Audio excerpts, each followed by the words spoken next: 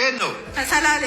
ከሰላሌ አገሩ የጠንቋይ አገር ነው፣ የመተተኛ። አሁን ገበያው ቤተ ክርስቲያኒቱ ላይ እየደራ ነው፣ ከፍም እያለ ነው። እንደውም ፐርሰንት አለበት። አርሲ ሶስት ሰዎች አልሞቱም እኮ ማስረጃው እኮ የለውም። ማርዚ ሶስት ሰዎች ሞቱ አልሞቱ ማስረጃው የለ። ደግሞ ፒቲሽን ምናምን ስትል በሰማ ነገ ላይቭ ላይ ገብቼ ማን ነው አንተን የጠቆመላለሁ? ገስት ላይ ያስገብተኝ እኮ መንግስቴን ነው የሰደብከው።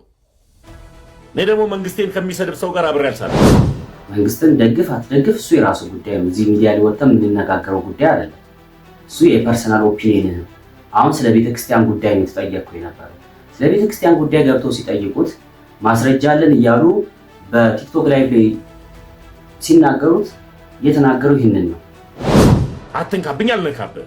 ተመስገን ኦሮሞ ስለሆነ በኦሮሞነቱ እመጣለሁ መተል ነገ እመጣብሃለሁ። አመሰግናለሁ። የተጠየቀው ሌላ የሚመልሰው ሌላ።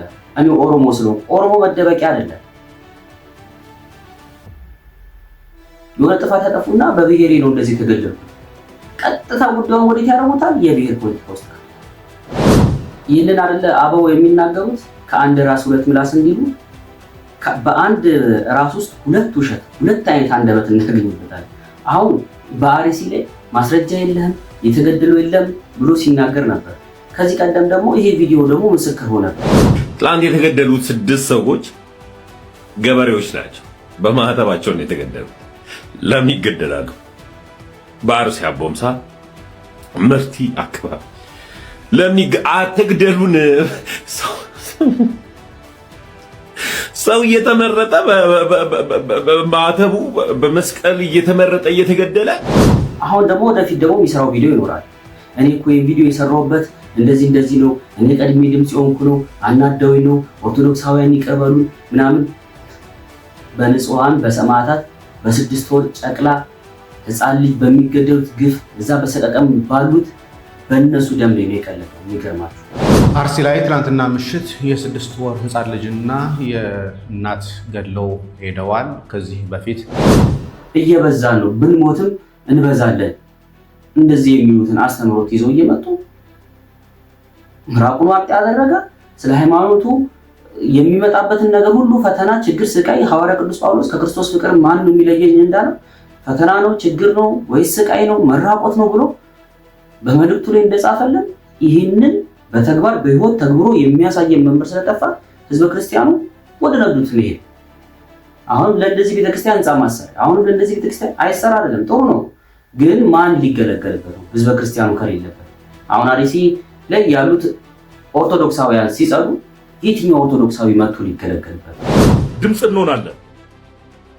ማን የመረጣታ? ማን አንተ? ሲጀምር ዮሐንስ ወንጌልን ማብራራት የማይችል መምህር ነኝ ይለኛል። ትጂ ዮሐንስ ወንጌል ምዕራፍ 1 ምን እንደሚል አታውቅም። ማን የመረጠ? እኔ ተመስገን እባላለሁ። ከልጅነቴ ጀምሮ እናቴ በጡት የሰጠችኝ የመጽሐፍ ቅዱስ ጥቅስ። እንግዲህ እሱ ቀድሞ በነበረበት ቦታ ላይ እንደነዚህ አይነት ማደናገሮችን ያደርጉ ነበር።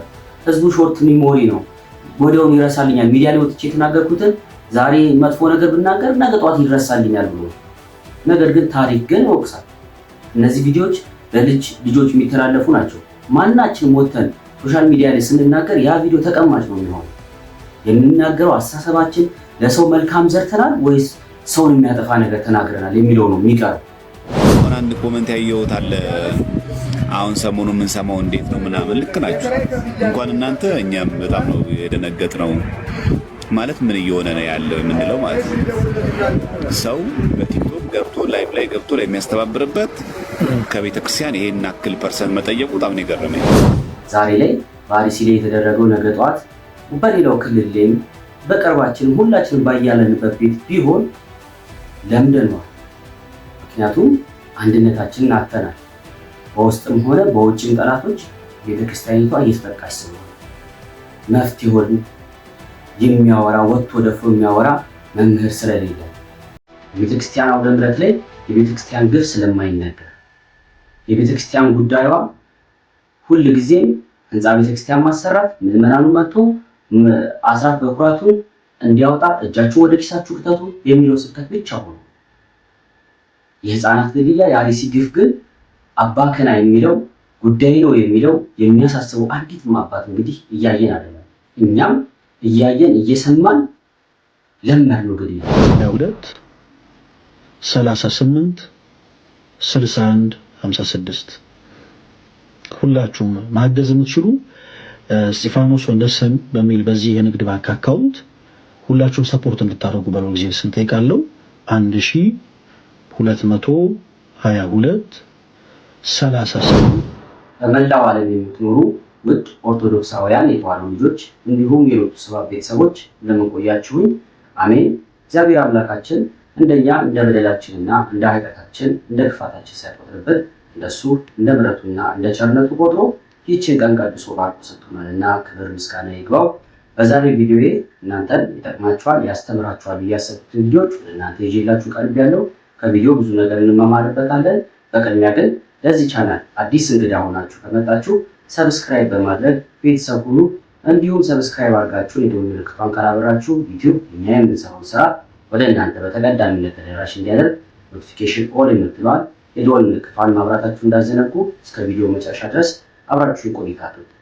አርሲ ላይ ትናንትና ምሽት የ6 ወር ህፃን ልጅና የእናት ገድለው ሄደዋል። ከዚህ በፊት አባታቸውን ደምስ የተባለው አባትን በጥይት መተውት አቦምሳ ሆስፒታል ነበር የሚገኘው። አቦምሳ ሆስፒታል ደግሞ ሲሄድ የነበረውን እሱን ለማምጣት ሲሄድ የነበረውን አምቡላንስ እንዳቃጠሉት ከዚህ በፊት ተዘግበንላችሁ ነበር። እንግዲህ የዛን ጊዜ ስላመለጣቸው ተኩሶ ስላመለጣቸው በጥይት ተመቶ ነበር ሆስፒታል የገባው። በማምለጡ ምክንያት የተበሳጩ ሰዎች ትናንትና ምሽት ላይ ገብተው የ6 ወር ህፃን ልጅና እናትን ገድለዋቸው ሄደዋል። ከአርሲ ግድያ ጋር በተያያዘ ህፃናትም ሆነ አዋቂ እንዲሁም አረጋውያን ሴቶች ሳይቀሩ በግፍ ሲገደሉ ዜና አውታሮቻችን ሁልጊዜም ስለሚዘግቡልን ይህ ነገር ጆሮአችን እየለመደው እንደ ቀላል እያየነው ማለፍ ጀምረናል። ከበፊቱ ከነበረው ድምጻችን እየተቀዛቀዘ ግድያው እንደ አዲስ ነገር እንደተለመደ እንደ ግዴታም እየተቆጠረበት ያለበት ሰዓት ይደርሰናል። ይህ ነገር ያመጣው ደግሞ ሶሻል ሚዲያ በሚገባው መንገድ ወደ መፍትሄው ስላልሄደ ነው። ዜናውን ብቻ እንሰማለን።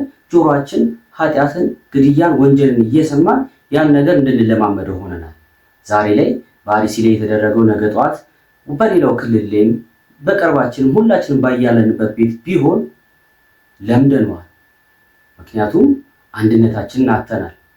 በውስጥም ሆነ በውጭም ጠላቶች ቤተክርስቲያኒቷ እየተጠቃች ስለሆነ መፍትሄውን የሚያወራ ወጥቶ ደፍሮ የሚያወራ መምህር ስለሌለ የቤተክርስቲያን አውደ ምሕረት ላይ የቤተክርስቲያን ግፍ ስለማይነገር የቤተክርስቲያን ጉዳይዋ ሁል ጊዜም ህንፃ ቤተክርስቲያን ማሰራት ምዕመናኑ መጥቶ አስራት በኩራቱን እንዲያወጣ እጃችሁ ወደ ኪሳችሁ ክተቱ የሚለው ስብከት ብቻ ሆነ። የህፃናት ግድያ የአርሲ ግፍ ግን አባከና የሚለው ጉዳይ ነው የሚለው የሚያሳስበው አንዲትም አባት እንግዲህ እያየን አይደለም። እኛም እያየን እየሰማን ለምነው ግድያው። ይህንን ያመጣውላችሁ ያለ ምክንያት አይደለም። ዛሬ ላይ እንግዲህ እየተጠቃን ያለነው በማን እንደሆነ ሁላችንም ልቦናችን ያውቀዋል። መፍትሄውን ነው እንጂ ወጥቶ የሚናገር ደፋር ስላጣን ወጥቶ የሚናገር ወደ መፍትሄው የሚናገርማ እናውቀዋለን። አንተ ከከሌ ኃይል ጋር ምንሰራ ነው የሚባል ነው። ስለዚህ ይህንን ቪዲዮ ያመጣውላችሁ ትልቁ ምክንያት ቤተክርስቲያናችን በመናፍቃን በውጭም በውስጥም እየተጠቃች ትገኛለች። እስቲ ይህን ቪዲዮ ተመልክተን እንመለስ። አርሲ ሶስት ሰዎች አልሞቱም እኮ ማስረጃው እኮ የለውም እኮ አርሲ ሶስት ሰዎች ሞቱ አልሞቱ ማስረጃው የለም። ደግሞ ፒቲሽን ምናምን ስትል ብሰማ ነገ ላይቭ ላይ ገብቼ ማን ነው አንተን የጠቆመ እላለሁ። ገስት ላይ ያስገብተኝ እኮ መንግስቴን ነው የሰደብከው። እኔ ደግሞ መንግስቴን ከሚሰድብ ሰው ጋር አብሬ አልሰራም። በቃ አንተነትህን አክብር ያለዋል፣ እኔነቴን አክብርልኝ። እኔ መንግስትን እንደምወደው አክብርልኝ። እሺ አንተነትህን እንዳከበርኩኝ አንተም ደግሞ መንግስቴን አክብር። ይህ ግለሰብ በቲክቶክ ስሙ ተመስገን ጌታ የሚባል ግለሰብ ነው። በቅርቡ እንግዲህ በቲክቶክ ያሉ ወንድሞቻችን አስተምረውት ቀኖና ቤተክርስቲያንን ተረድቻለሁ አምኛለሁ ብሎ ስርዓተ ቤተክርስቲያንን ተምሬያለሁ ብሎ ከዚህ ቅድስት ቤተክርስቲያን አንድ ህብረት ሆኗል፣ ወንድማችን ሆኗል። ከዚህ ቀደም በቪዲዮ ስለ አርሲ ግፍ ሲናገር ሰምተነዋል። ስለ አርሲ ኦርቶዶክሳውያን ድምፅ ሆኖ ሰምተነዋል። ዛሬ ላይ የሆነ አጀንዳ ተነሳበትና ያንን አጀንዳ ለማስቀየር ምንድነው አርሲ ኦርቶዶክሳውያን እየተገደሉ አይደሉም፣ ማስረጃ የለህም፣ ቀጥታ ጉዳዩን ከምን ጋር ይቀላቅለዋል? ከመንግስት ጋር። የኔን መንግስት ስለሰደብክ ነው፣ የኔን መንግስት እንድሰድበው አልፈልግም። ማንም በአርሲ ጉዳይ ላይ ወጥቶ በሚዲያ ላይ መንግስትን የሰደበ አይደለም። ማንም ግለሰብ ወጥቶ መንግስትን የሰደበ የለም። እከሌ ሰድቧል ብሎ መናገር ይችላል። መንግስትን ደግፍ አትደግፍ እሱ የራሱ ጉዳይ ነው። እዚህ ሚዲያ ላይ ወጥተን የምንነጋገረው ጉዳይ አይደለም። እሱ የፐርሰናል ኦፒኒየን ነው። አሁን ስለ ቤተክርስቲያን ጉዳይ ነው የተጠየቅኩ የነበረው። ስለ ቤተክርስቲያን ጉዳይ ገብተው ሲጠይቁት ማስረጃ አለን እያሉ በቲክቶክ ላይቭ ላይ ሲናገሩት የተናገረው ይህንን ነው። ከዚህ ቀደም ግን እንዲህ አይነት ቪዲዮ ሰርቶ ነበር። ትላንት የተገደሉት 6 ሰዎች ገበሬዎች ናቸው። በማህተባቸው ነው የተገደሉት። ለምን ይገደላሉ? በአርሲ አቦምሳ ምርቲ አካባቢ ለምን አትግደሉን? ሰው እየተመረጠ በማህተቡ በመስቀል እየተመረጠ እየተገደለ ለማና ቤት እንበል። ይህንን አይደለ አበው የሚናገሩት ከአንድ ራስ ሁለት ምላስ እንዲሉ። በአንድ ራስ ውስጥ ሁለት ውሸት፣ ሁለት አይነት አንደበት እናገኝበታለን። አሁን በአርሲ ላይ ማስረጃ የለህም የተገደለው የለም ብሎ ሲናገር ነበር። ከዚህ ቀደም ደግሞ ይሄ ቪዲዮ ደግሞ ምስክር ሆነበት። አሁን ደግሞ ወደፊት ደግሞ የሚሰራው ቪዲዮ ይኖራል። እኔ እኮ ይሄን ቪዲዮ የሰራሁበት እንደዚህ ነው፣ እኔ ቀድሜ ድምጽ የሆንኩ ነው፣ አናደውኝ ነው፣ ኦርቶዶክሳውያን ይቀበሉን ምናምን። በንጹሃን በሰማዕታት በ6 ወር ጨቅላ ህፃን ልጅ በሚገደሉት ግፍ እዛ በሰቀቀም ባሉት በእነሱ ደም ላይ ነው የቀለደው። የሚገርማችሁ ነገ ጠዋት መጥቶ ይህንን ስለተናገረ ሌላው ወጥቶ መንግስት ሲናገር ሌላው እንዲታሰር ሌላው የሆነ ነገር እንዲሆን አገልጋይ ወጥቶ እንዲወጣው ሲናገር እንዲናገሩት ነው። ይህንን ስልቱን የሚገርማችሁ ይህንን አኬድ ይህንን ስልት የሚሄዱት በሌላው ቤተ እምነት ያሉት ናቸው። እንግዲህ እሱ ቀድሞ በነበረበት ቦታ ላይ እንደነዚህ አይነት ማደናገሮችን ያደርጉ ነበር። ህዝቡ ሾርት ሚሞሪ ነው፣ ወዲያውኑ ይረሳልኛል። ሚዲያ ላይ ወጥቼ የተናገርኩትን ዛሬ መጥፎ ነገር ብናገር ነገ ጠዋት ይረሳልኛል ብሎ። ነገር ግን ታሪክ ግን ይወቅሳል። እነዚህ ቪዲዮዎች ለልጆች የሚተላለፉ ናቸው። ማናችንም ወጥተን ሶሻል ሚዲያ ላይ ስንናገር ያ ቪዲዮ ተቀማጭ ነው የሚሆነው። የምንናገረው አስተሳሰባችን ለሰው መልካም ዘርተናል ወይስ ሰውን የሚያጠፋ ነገር ተናግረናል የሚለው ነው የሚቀረው። እኛ ግን ዛሬ የሆነ ነገር ሲያደርጉ ሳንገስጽ ወጥቶ ተመልሶ ደግሞ ሲያጠፉ እንመለከታለን። ይሄ ደግሞ የቤተክርስቲያኒቷ አባቶች ችግር ነው።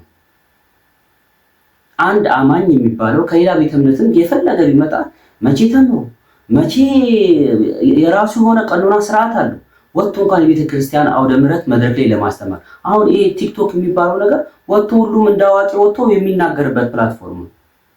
ስለዚህ አሁን እንደ ቤተክርስቲያን መምህር ተቆጥረው የቤተክርስቲያን ገቢ ማሰባሰቢያ እነሱ አድርገው የቤተክርስቲያን ብር ተበላ የሰበሰባችሁት እንዲህ ነው ወጪው እንዲህ ነው ተብሎ ሲናገር የሚናገሩት ቀጥታ የሚያያዙት ከፖለቲካ ጋር። ለዚህም ነው ያለ ምክንያት አይደለም በዛ ቤት ውስጥ የሚጠቀሙት ማደናገሪያ ስልታቸው ነው እያልኩ የምናገረው። እንዲህ በቪዲዮ በማስረጃ እያወጣሁላችሁ ነው። ቀጣዩን እስቲ ቪዲዮ ደግሞ እንመልከት። አትንካብኝ፣ አልነካብህ። ተመስገን ኦሮሞ ስለሆነ በኦሮሞነቱ እመጣለሁ መተል ነገ እመጣብሃለሁ። አመሰግናለሁ። ኦርቶዶክሳውያን ልንነቃ ይገባል። ከዚህ ድንዛዜያችን ልንወጣ ይገባል። ዛሬ እኔም ሆንኩ ሌላውም አገልጋይ ነኝ የሚል ሶሻል ሚዲያ ላይ ወጥቶ የሆነ ነገር ጥፋት ያጠፋል። ከዛስ ኦርቶዶክሳውያን ይቅርታ ብሎ ይመለሳል። ነገ ጧት ያን ጥፋት ይደግማል ወይ ሌላ አይነት ስልት ይጠቀማል ወይ የሆነ ጥፋት ያጠፋና ያ ጥፋትን ደግሞ የሚሸፍን ሌላ አጀንዳ ይሰጣል ሶሻል ሚዲያ ላይ። ስለዚህ ይህንን እንተውና ወደ ሌላ ጥፋቱ እያየን ወይ ደግሞ ሌላ ማደናገሪያውን እንዲህ እኮ ስለሆነ ነው ህዝቡን ለሁለት መክፈል፣ ማደናበር፣ አንድ አጀንዳ እንዳይኖረው ማድረግ፣ ስለ ቤተክርስቲያን መቆርቆር ከሆነ የቤተክርስቲያኑ ብቻ እንዳይ አለማድረግ። በዚህ ጋር ሲያስተምሩት የቤተክርስቲያኑን ጉዳይ ነው ብሎ ስለ ሀገርም ስለ ቤተክርስቲያኑ ጉዳይ ሲጠይቅ ሌላ አጀንዳ ይፈጥሩበታል። ወይ ደግሞ አንስተው በማይመለከተው ጎጥ ውስጥ ይከቱትና ያደናግራል። እንግዲህ ይሄ የተጠየቀው የሄዱበት የተሰበሰበው ገንዘብ ነው እየተጠየቀ የነበረው ይሄ ግለሰብ መቼ ወጥተው እንደዚህ እያደረጉ እንደሆነ ይሄ የአባቶች ትልቁ ችግር ነው። ማንም መጥቶ ቤተክርስቲያንን የሚዘርፋት የሚመነዘብራት ነው እየሆነ ያለው። የተጠየቀው ሌላ የሚመልሰው ሌላ። እኔ ኦሮሞ ስለሆንኩ ኦሮሞ መደበቂያ አይደለም። የሆነ ጥፋት ያጠፉና በብሔሬ ነው እንደዚህ የተገደልኩት ቀጥታ ጉዳዩን ወዴት ያደርጉታል? የብሔር ፖለቲካ ውስጥ ከቱታል። ቤተክርስቲያኗን እንዲህ እያሉ አባቶችም አይናገሩ የሚፈሩት ሚዲያው እነሱ ጋር ነው እያሉ የሚፈሩት እነሱን ነው። ስለ ስርዓተ ቤተክርስቲያን ተናደ ጉዳያቸው አይደለም። ልጆቻቸው ሲሰቃዩ ሲገደሉ አንድም ወጥተው ድምፅ አይሆኑም። ወጥቶ የሚናገር እንደውም አሳዳጅ ይሆናሉ። ንቁ ኦርቶዶክሳውያን፣ ይሄ ነገር እያደረጉት ያሉት እኮ እየነገርኳቸው ያሉት ይሄንን ቪዲዮ ብትመለከቱ ምሳሌ አያይዤው ልክ እንግዲህ በግብር ከዚህ ቀደም የሚመስለው በዛ ቤት እያለ የሰላሌን ህዝብ ጠንቋይ ናቸው። ከየት ነው? ከሰላሌ። ከሰላሌ አገሩ የጠንቋይ አገር ነው፣ የመተተኛ እንዲህ ብሎ ይናገራል። ከዛ ለወጡና ደግሞ የይቅርታ እንደፈለጉ ሚዲያ ላይ አፋቸውን ከተጸዳዱ በኋላ ይቅርታ ብሎ ደግሞ ይወጣሉ። ማደናገር በቃ ለዛ ነው በፕሮቴስታንት ቤተ እምነት ውስጥ የሆነ ምሳሌ የሆነ መሰረታዊ ትምህርት ላይ እንወያይ እስቲ እና ሞግተኝ ብላችሁ ስታስቀምጡት ትክክለኛው ነገር የሆነ ሐሳብ ያነሳና በየሆነ ሐሳብ ማደነጋገር ነው። ይሄን ስልት ደግሞ የሚጠቀሙት ነው እናውቃቸዋለን። ሚዲያው ላይ ስለምናይ ተደጋጋሚ የሚያደርጉትም ነገር ስለሆነ የህይወት ተግባራቸው የህይወት ልምምዳቸው ሳይማሩ ምን ሳይሉ ጭራሽ በቤተ ክርስቲያን እውቅና ያለውን መምህር አንተ የተመረህ ነው የትኛውን ዮሐንስ ወንጌል ተርጉመህ ነው ብለው እንግዲህ ዘመድኩን በቀለን ይናገራል። ድምፅ እንሆናለን። ማን የመረጣታ? ማን አንተ ሲጀምር ዮሐንስ ወንጌልን ማብራራት የማይችል መምህር ነኝ ይለኛል። ትጂ ዮሐንስ ወንጌል ምዕራፍ 1 ምን እንደሚል አታውቅም። ማን የመረጠ? እኔ ተመስገን እባላለሁ። ከልጅነቴ ጀምሮ እናቴ በጡት የሰጠችኝ የመጽሐፍ ቅዱስ ጥቅስ ነው ያደግኩት። የመጽሐፍ ቅዱስን እያወቅኩ ነው ያደግኩት። ህሊና ማለት ምን ማለት እንደሆነ እያወቅኩ ነው ያደግኩት። እንዳንተ በጠላ አንኩሮ አይደለም ያደግኩት። ጠላ እየጠጣሁ አይደለም ያደግኩት። አስተዳደጌን አውቀዋለሁ። የጨዋ ልጅ ነኝ። እናቴ ጀግና ሆና ነው ያሳደገችኝ። አስከብራ ነው ያሳደገችኝ እናቴ። ከሰው መካከል ጀግና አድርጋ ነው ያሳደገችኝ እናቴ። የጀግና ልጅ ነኝ። የጨዋ ልጅ እናቴ ናት ያሳደገችኝ። እንዲህ ተሳዳቢ ነው እየሰበሰብን ያለ ነው። ያው የተመለሰ ያመነበትን ወጥቶ መናገር እኮ ትልቅ ነገር ነው። ነገር ግን በቤተ ክርስቲያን የሚገባው ቦታና የማይገባው ቦታ ደግሞ አለ። መምህር ሲያጠፋ መምህር በምን አይነት መንገድ መናገር፣ ችግር ካለ ካጠፋ በምን አይነት መንገድ መናገር ባለበት ስርዓት ቤተ ክርስቲያን የራሳችን የሆነ ስርዓት አለ። ማንም ወጥቶ የሚናገር አይደለም እና ቤተ ክርስቲያኒቷም እዚህ ነገር ላይ አድምታ ብትናገር ከሌላ በተለይ ከፕሮቴስታንት ቤተ እምነት የሚመጡት መጣን አምነናል የሚሉትን ነገ ጠዋት ደግሞ ህዝበ ክርስቲያኑን አታለው ይዞት እንደማይሉ በምን እርግጠኞች ነን? ስለዚህ መጀመሪያ እነሱ በረንብ አምነዋል ወይ? መድረኩ ላይ ከመስጠታችን በፊት አምነዋል ወይ? ወደ አገልግሎት ከማስገባታችን በፊት ስለ ቤተ ክርስቲያን ያሉትን ነገር ጠንቅቀው እንዲያውቁ ያወቁትንም ደግሞ እንዲያስረዱ ማድረግ ነው። አሁን ሁሉም እንደሚያመቸው ወጥቶ በቲክቶክ ይሰብካል። በቲክቶክ እንዲህ እኮ ነው ይላል። ከዛ በኋላ የሆነ ስህተት ደግሞ ሲፈጠር ህዝቡ ወደ ስህተት አጀንዳ እንዲሄድ ይደረጋል። እና እኔም ቢሆን አበዛውባችሁ፣ ሐሜት ብቻ ይሆናል። ግን ቤተክርስቲያን እንዲህ ባለ መንገድ ስትጭበረበር፣ እንዲህ ባለ መንገድ ስትዘረፍ፣ እንዲህ ባለ መንገድ ምዕመናው ላይ ሲቀለድበት ሲታይ ደግሞ በጣም እጅግ ያሳፍራል። እስቲ ይህንን ደግሞ አሁን በቅርቡ የእሱ ጓደኛ ነው በቅርቡ የተመለሰውን ደግሞ እንመልከተው። ለርክበት ለ3 ቀንም ለ5 ቀን 100 ሺህ ከሰጡ አሪፍ ዝግ ነው። እኔ አሁን ከጠየቀኝ አሁን 5 ቀን ቆይተ 100 ሺህ የሚከፍል የለም። ትናንት ነው እናንተ ግን ተጫወቱ። ትናንት ብቻ ገና ያልሆነ ግን አሁን ትናንትና በአንድ ሰዓት ውስጥ 10 ሺህ ብር ነው ያገኘሁት። ትናንትና ባንሳው የቱ ነው የሚጎዳኝ? ነገርኝ ሆኒ ኖ እኔ እያልኩ ያለው ምን መሰለህ፣ አሁን ቤተክርስቲያን ስትሄድ ራሷ አበል የምታደርግልህ ትልልቅ ብሮች ካሉ ናው ሌሎቹም ቢያደርጉ ደስ ይላቸዋል፣ ቅር አይላቸው። የሚወዱትን ቤተክርስቲያን ተናግረው አስተዋውቀው አሰርተው ጥሩ ብር የሚከፈላቸው ከሆነ ዋይና ሌሎችም ያደርጋሉ። እኔ በሎዛ ኢቨንት ሰሙ ፈርም ያለው ቪዲዮ ለቅቄያለሁ። እኔ እኮ ሰው ቪዲዮ እኮ ለቅቄያለሁ። 3 ቀን ውስጥ 4 ሚሊዮን ጠፋ ካልከኝ እኮ ጥያቄ ምልክት ይከታል። አንድ አልጋ ስንት ነው አባቢ? ስንት ነው አንድ አልጋ ንገረኝ አንተ። 50 ሰው ነው ቢያንስ አንድ አልጋ 2000 ብር ነው። 50 ሰው እንግዲህ ይሄ አገልጋይ ደምሮ ይባላል። ደግሞ እሱም ከዚህ ቀደም በቅርቡ እንግዲህ ሰክሮ በፓስተር ሶፎንያስ ሙላልኝ ጋር ቀርቦ እንግዲህ እንደዛ ቤተክርስቲያኒቷ የምታስተምር ይመስል እንደዛ ለማዋረድ በዛ ልክ በእርግጥ ራሱ ነው እንጂ የተዋረደው ቤተክርስቲያኒቷ የምትዋረድ ቤተክርስቲያን ኖራን አይደለም። እንደዛ ልክ ሰክሮ ሚዲያ ላይ ሁላችንም ያየነው ነገር ነው። በጣም የሚያሳፍር ነገር ነው ያደረገው። ይሄንን ግለሰብ ግን የገቢ ማሰባሰቢያ ብለው ይዞት ሄደው 100,000 ብር አንድ ካህን የማያገኘውን ገንዘብ በአመት ውስጥ የማያገኘውን ገንዘብ እነሱ በሰዓት ያገኛሉ። ይሄው በአፉ የመሰከረው ነው የተናገረው ነው። ሎዛ ኢቨንት ማን ነው? ምንድነው ስራው? እና ሊጠየቅ ይገባል። ቤተክርስቲያኒቷም በደንብ አድርጋ አድምታል። አሁን ህዝበ ክርስቲያኑን ገንዘብ አምጡ ብሎ ከማስጨነቅ መጀመሪያ የህዝበ ክርስቲያኑ ችግር ምንድነው የሚለውን አባቶች ዝቅ ብለው ማየት መቻል አለባቸው። ሁላችንም በቃ ግር ለአርሲ ድምጽ ነው በቃ ተነስቶ ግር ነው። እንደዛ አይደለም። ይሄ ተፈጠረ አይደለ? የተፈጠረውን ነገር ላይ ችግር ተፈጥሯል። ከዛ ለችግሩ መፍትሄ የሚሆንን ዕውቀት ያለውን ሰው አስቀምጠን ለችግሩ መፍትሄ ላይ መወያየት፣ ከዛ ወደ መፍትሄው መሄድ፣ ከዛ አክሽን መውሰድ። ሁሉ ጊዜ እንወጣለን ሚዲያ ላይ ያለን ሰዎች እንናገራለን፣ በቃ ይረሳል። መጮህ ብቻ ነው ስራችን፣ ሌሎቹ እንደሚሉን ማለት ነው። አሁን በመናፍቃን ቤትማ እነሱ ይናገሩ እኛ ስራችን እንሰራለን መባል ተጀምረናል። በሌላውም በኩል ቢሆን ማለት ነው። እኛ ዝም ብለን መናገር ብቻ፣ መፍትሄው ላይ ሶሉሽን ተኮር ምንም ነገር የለም በዙሪያችን። እንደነዚህ ያሉ ግለሰቦች በውስጣችን ገብቶ ምን እያደረጉን ነው? አንድ ወጥ የሆነ አጀንዳ ላይ ይዘን እሱን ሳንፈጽም ይህንን ሀሳብ ትተን ደግሞ ወደ ሌላ ሀሳብ፣ ስለዚህ እንዲህ ብኩን አድርጎ ሊያስቀሩን ነው ማለት ነው።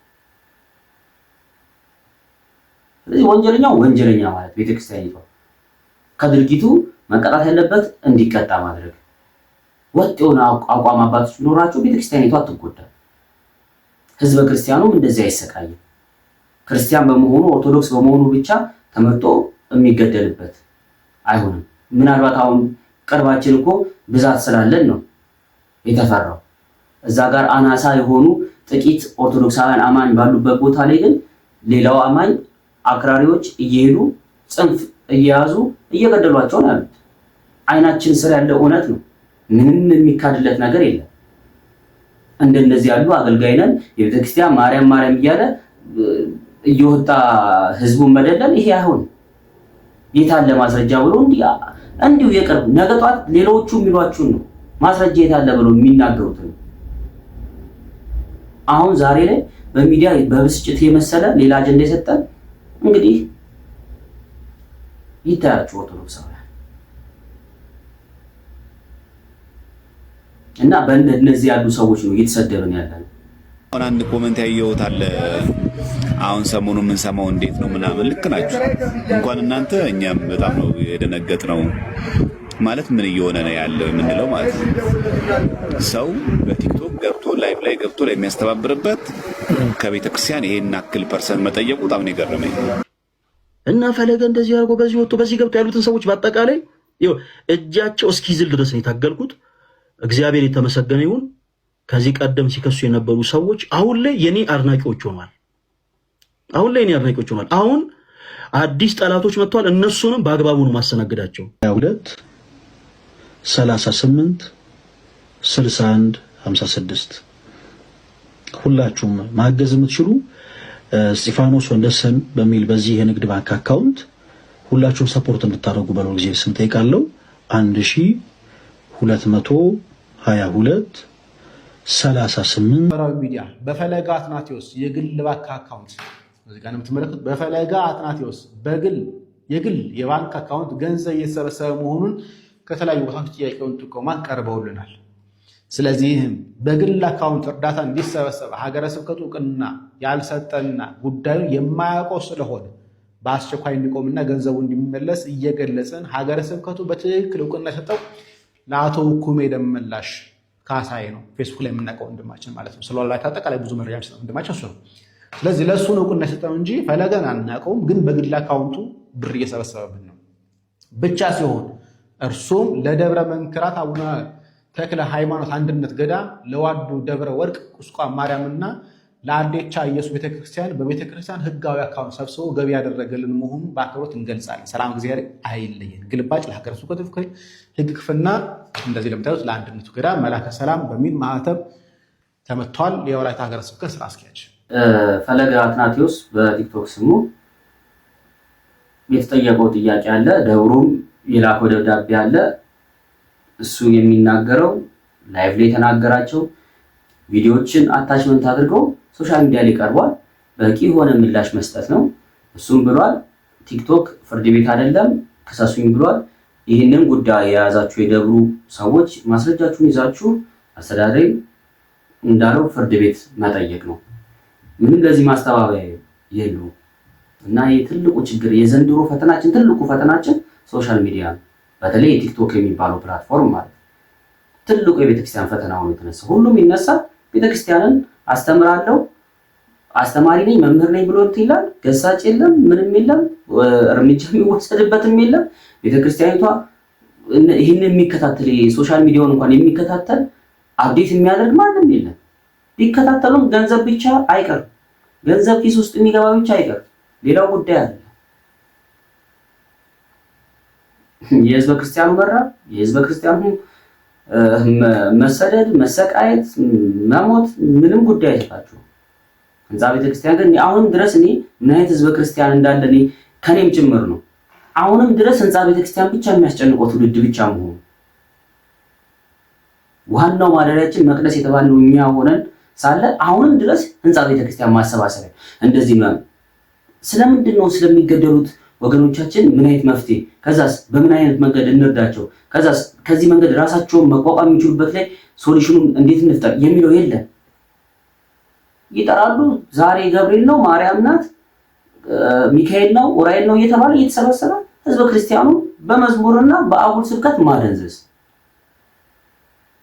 እየበዛ ነው። ብንሞትም እንበዛለን እንደዚህ የሚሉትን አስተምሮት ይዘው እየመጡ ምራቁን ዋጥ ያደረገ ስለ ሃይማኖቱ የሚመጣበትን ነገር ሁሉ ፈተና፣ ችግር፣ ስቃይ ሐዋርያ ቅዱስ ጳውሎስ ከክርስቶስ ፍቅር ማን ነው የሚለየኝ እንዳለው ፈተና ነው፣ ችግር ነው ወይስ ስቃይ ነው መራቆት ነው ብሎ በመልእክቱ ላይ እንደጻፈልን ይህንን በተግባር በህይወት ተግብሮ የሚያሳየን መምህር ስለጠፋ ህዝበ ክርስቲያኑ ወደ ነዱት ነው።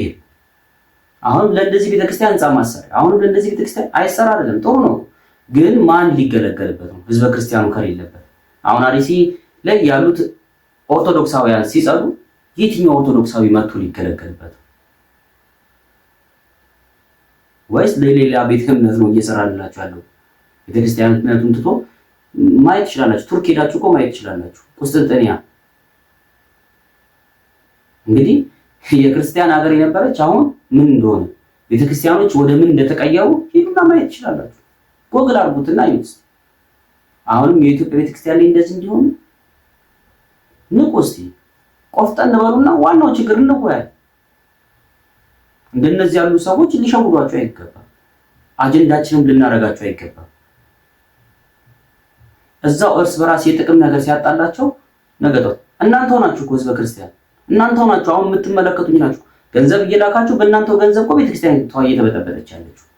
ሁሉም እኮ ዝም ቢል መጀመሪያ ህዝበ ክርስቲያኑ ያለበትን ችግር ይቀርፍ ብትሉ እኮ ሁሉም የሚተዳደርበት ሲያጣ ወጥቶ ምን እናደርግ ማለቱ አይቀርም።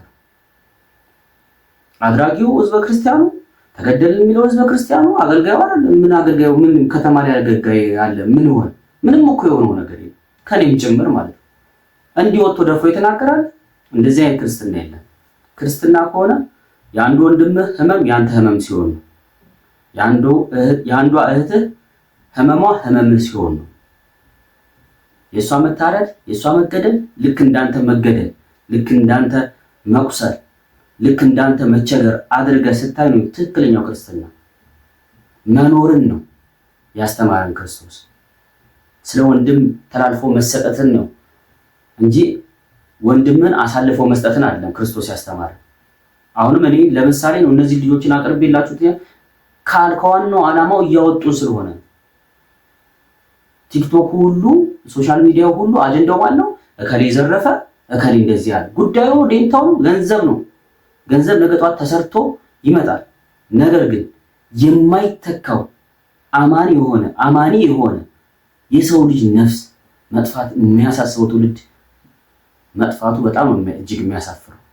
ይህንን የመጨረሻ መልእክቴ ወደ ረባው እንግዲህ አይዟችሁ ልጆቼ የሚለን የመንጋውን ጠባቂ እግዚአብሔር ያድለን። የልጆቹን ሐዘን፣ የልጆቹን ስቃይ፣ የልጆቹን መራብ፣ መጠማት፣ መሞት የሚዘከር በጸሎትም በመምራትም ብቁ የሆኑትን አባቶች ወደፊት አምጥቶልን ቅድስት ቤተክርስቲያናችን ፈጽሞ ሰላሟን አድሉልን። እኛም በውስጧ የምናበብ ልጆቿ እንድንሆን የእግዚአብሔር ቅዱስ ፈቃድ ይሁንልን። እግዚአብሔር አምላካችን ሀገራችንን ኢትዮጵያን ፍጹም ሰላሟን ያድልልን። ህዝበ ክርስቲያኑ በቀድሞ ክብር ተከብሮ የምናይበትን ዘመን ሩቅ ያርግብን። ለዚህ ቻናል እንግዳ ሆናችሁ ከመጣችሁ አሁንም ሰብስክራይብ አድርጋችሁ እንዲህ ወቅታዊ የቤተክርስቲያኑ ጉዳይ ወደ እናንተ የማቀርብ ይሆናል። ከኔ አቅም በላይ የሆኑትን ቪዲዮዎች ደግሞ የመምህራን ቪዲዮዎች እያመጣው እያገናኘው የምንማማር ይሆናል። ይህንን ቪዲዮ ላይክ አድርጋችሁ ለወንድሞቻችሁ በእንደነዚህ አይነት አጀንዳ እንዳይያዙ ሼር አድርጉላቸው። ይቆየን። ወስብሐት ለእግዚአብሔር ወለወላዲቱ ድንግል ወለመስቀሉ ክቡር አሜን።